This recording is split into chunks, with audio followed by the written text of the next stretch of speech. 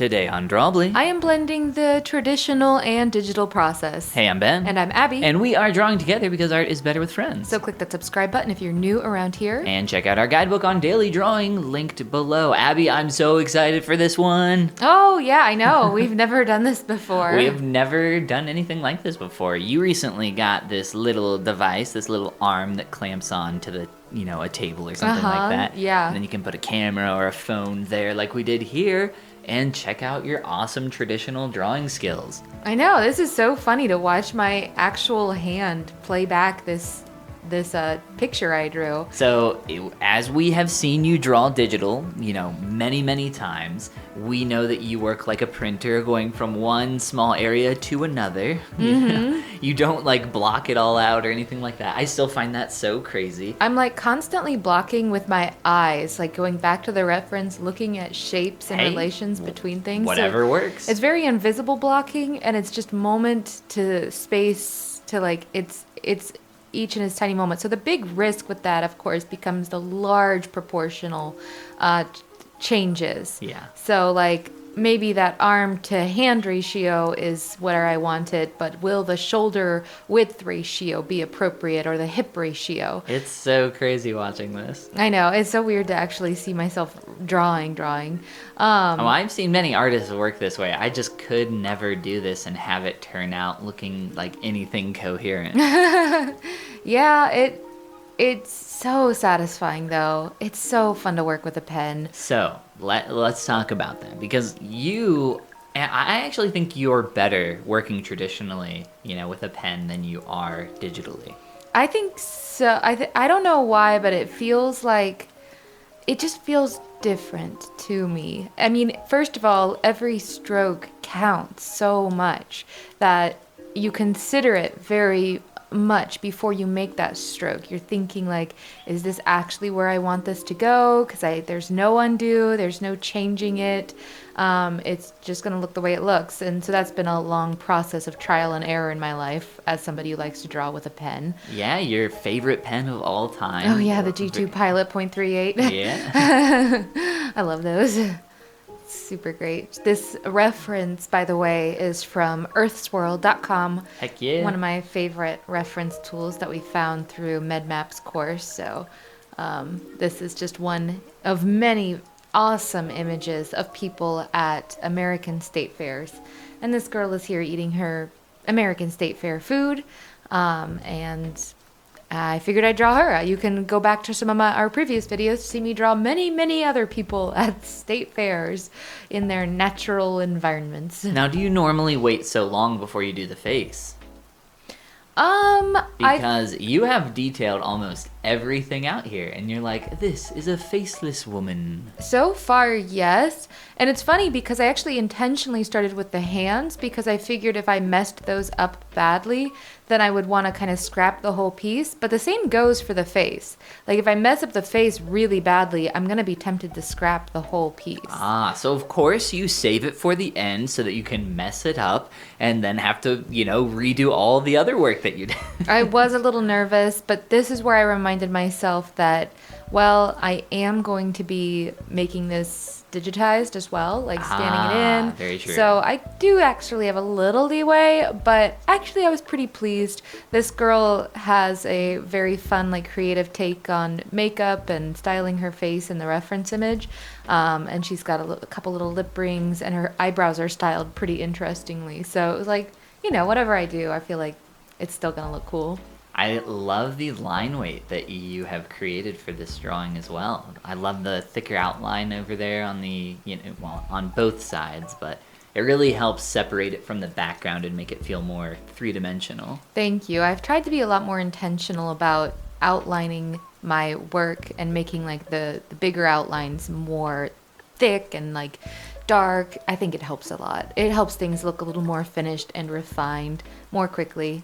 Kind of like a little cheap trick to make your art look a lot better. Yeah, there was a really great explanation from a very small course that I went through not too long ago that described it as if the line disappears over, an edge to where you can think of an ant crawling on the surface. and if the ant would disappear crawling around that object, you would give it, the thickest line in your drawing. Yeah, you showed me that, and that's what inspired me recently to be more diligent about this, actually, the ant analogy. I thought it was really good. Yeah, and you can also use that for things that overlap. So like, the arm in front of the body or something like that. And here we're digitizing. So as you saw, I adjusted some of the color balances to make things a little more starkly black and white. I took a photo of my work, then I cut it out, and then fill in the background, I believe the rest of it just with white, to mess around with that. And then I can, this is super fun, like resize it. I sometimes get confused on the process of making it so I can draw on it, but I figured it out a little more quickly this time than I usually do. Yeah, you can always just draw on top of it with a specific layer type. I might be multiply or something. Oh, I think I meant to say draw under it. yeah. You can also do that if you delete all the white, but it looks like you got it in either way. I think there's a lot of different processes for going about it. Are you able to color your lines with this? I am. I don't remember if I chose to on this, but I would be able to color the lines here. And then I went in with paint, and at this point, were you looking at the reference at all, or were you just kind of... I think so, a little bit, to get an idea of color and shading. I promised myself I wasn't going to take the painting part too seriously, so I wouldn't be disappointed, Smart. Yeah, so it was an interesting thing. It's always interesting to me. It's a very novel experience to be able to digitally draw on my sketches. So it's different, and I haven't figured it out yet. What do you mean? You're doing it right now. I think you figured it out plenty. I think I haven't figured it out in a way that I really like it yet, where I'm like, I like the outcome. I enjoy doing it. I mean, this is super cool. Thank you. I see that you're using some potentially bend techniques here. Yeah, I'm still learning those. I'm still experimenting with those, but it's been really fun so far, and it's a lot cleaner. It's so much less muddy than trying to do everything with individual brush strokes, so I really appreciate getting to work on it that way. It's different. I did eventually even still draw on top of the lines on this piece. Ooh, yeah. But I almost I was like, I wasn't feeling quite skillful enough that I liked that much better than having my original line work showing. It was interesting to me, but they're both, I think, worth examining to see. So we'll see that. Eventually I do start drawing on top of the lines, and it's different. This looks super cool. Have you done any other traditional drawing as of late?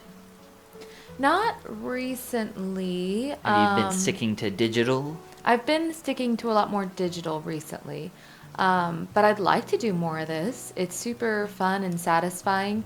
It's just a different workflow than I'm used to, like setting up the arm if I'm gonna record it, and it of course then limits kind of where you can draw. Like I wouldn't be able to do this like on my lunch break at work or at the local Starbucks.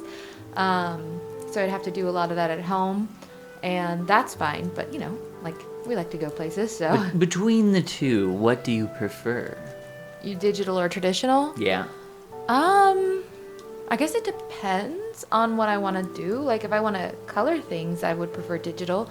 But if I'm just doing my line work, I think I like traditional a little more. Because you love your Pilot G2.38 pen so much. It's very tactilely satisfying. And also it's like so finessely controlled in a way that I just feel like I cannot feel or copy with an Apple Pencil, because, it's responding to the actual nerve endings in my fingers on such a tiny, tiny detailed level that I can't quite capture with an Apple Pencil, although we've made modifications to our equipment to make that a little bit more possible, like the paper screens on our iPad to give a little bit more traction.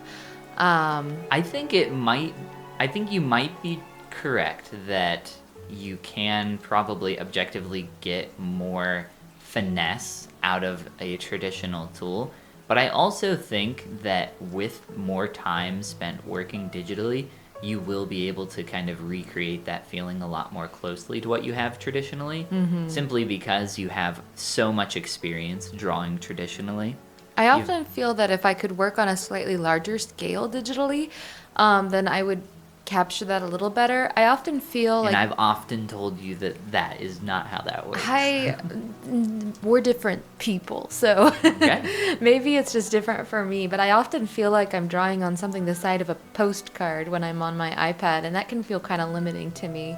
I like to have a little more room to expand, just a little bit. So you wish you had a big Cintiq tablet like myself Yeah, here. yeah, I do. I do. Well, even if you didn't have that, which you don't, you have still created a beautiful artwork here. Thank you. And I really enjoyed watching the process of you working traditionally because I don't get to see that very often. No, I'll have to do it again soon. Maybe I'll improve at it even more. And if you want to improve at it even more, click that like and subscribe button. And check out our guidebook, How to Easily Draw Every Day, at the link below in the description. And this is the part where we say Goodbye. Goomba. Abby, what's your favorite snack food to get at a state fair? Maybe pretzel nuggets? I thought you would say nachos because you are a chip fiend. No, I really like pretzel nuggets. Okay, Yeah. fair enough. Mm-hmm.